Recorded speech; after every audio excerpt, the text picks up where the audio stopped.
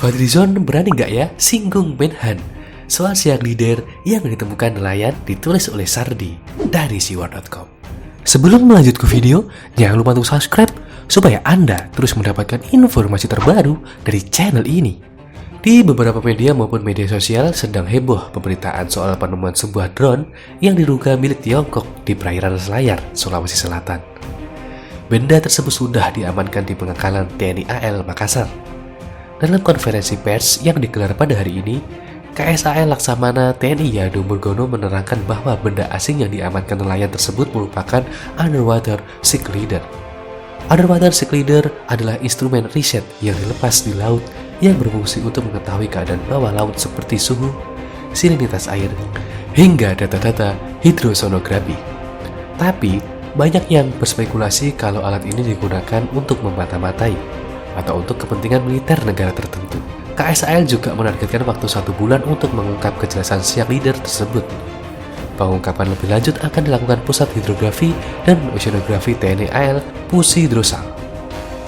Rencananya, si leader tersebut akan dibongkar sehingga dapat melacak dari mana asal si leader itu, apa tujuannya, beroperasi dari mana, menyelam di jalur mana, dan tujuannya kemana. Si leader yang ditemukan masih belum diklaim oleh negara manapun. Tidak ada tulisan negara pembuatannya di bagian tubuh si leader.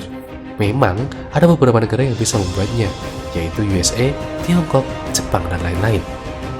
Memang masih belum bisa dipastikan siapa pemilik si leader dan apa tujuannya. Tapi banyak yang berspekulasi ini ada kaitannya dengan militer. Makanya persoalan ini pun menyerempet ke Prabowo karena menjadi ranah Menteri Pertahanan. Dan pihak Prabowo melalui jubirnya sudah akan bicara soal ini. Dia meminta masyarakat jangan berpolemik mengenai hal ini karena sudah ditangani oleh TNI AL. Ferdinand Hutayan membuat cuitan dengan menyinggung Fadlizon agar mengkritisi kinerja Prabowo.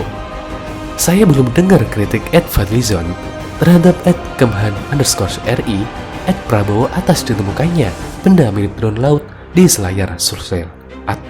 Tulis Ferdinand.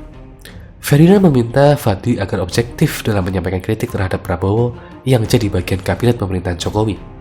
Apakah Bang Fadli tidak ingin menambahkan itu dalam daftar kinerja buruk pemerintah? Objektivitas kritik dan keberanian akan menunjukkan siapa FZ. Tambah Ferdinand. Kita tidak usah berspekulasi soal teknologi di balik si leader tersebut dan tujuannya. Itu nanti akan terkuak setelah dibongkar dan diteliti isi dalamnya. Kita fokus saja ke Fadlizon. Tantangan yang selama ini selalu kita layangkan kepada Fadlizon adalah kenapa tidak berani memberikan kritik sedikit aja pada Prabowo. Di Twitternya hanya ada kecaman kepada alat tersebut dan meminta agar negara memanggil negara pemilik drone tersebut karena telah beroperasi secara ilegal di perairan Indonesia. Semakin Fadli mengelak soal ini, semakin menunjukkan kalau dia sangat tidak layak menjadi jubir rakyat, apalagi anggota dewan. Siapapun tahu kalau Fadli sangat sulit atau bahkan tidak akan berani mengkritik Prabowo. Cuman berani main aman dan pura-pura tidak tahu soal ini. Selain dari itu, dia akan melibas semuanya dengan jurus nyinyir sejuta kata per detik keluar dari mulutnya. Kalau nyinyir, dia bakal milih-milih orang. Memalukan. Lebih memalukan lagi, sudah diingatkan dari Tatang berkali-kali, tapi masih juga melakukannya. Nyarinya mungkin bukan untuk Prabowo. Sampai kapanpun, selama ini Fadlizon tidak pernah mengkritik kinerja Menhan. Masih ingat kasus suap di Kementerian KKP? Kalau tidak salah, dia juga fokus mengungkit permasalahan yang terjadi di kementerian tersebut tanpa mengkritik pedas partainya sendiri. Sampai kapanpun, dia terus begini. Publik akan melihat kritikan dari Fadli adalah kritikan yang tidak objektif, berlandaskan nyinyiran. Bukan kritik membangun, kritik milih-milih orang, berat sebelah, dan cenderung mengarah ke kelompok tertentu.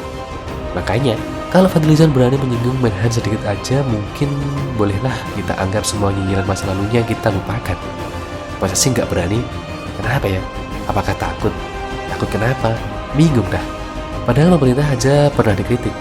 Masa Menhan yang notabene berada di bawah pemerintahan tidak berani disinggung? Tak perlu kritik, cukup singgung aja sedikit. Kalau tidak berani berarti nyalinya ya begitu. Sampai itu terjadi, kayaknya nggak bakal terjadi. Barulah kita percaya kalau Fadlizon layak disebut jubir rakyat yang objektif. Bagaimana menurut Anda?